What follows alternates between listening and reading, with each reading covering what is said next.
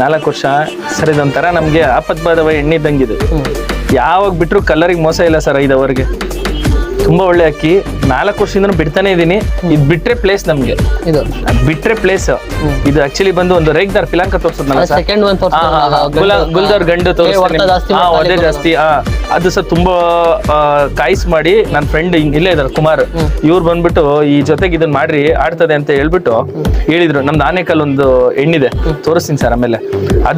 ಅದ್ರಲ್ಲಿ ಬಂದಿದ್ ಪಟ ಇದೆರಡು ಆಕ್ಚುಲಿ ಟ್ವಿನ್ಸ್ ಹೆಣ್ಪಟ. 2 ಸೀಲಿಗೆ ವರ್ಷ ಬಿಡ್ತೀನಿ ಬಿಡಿ.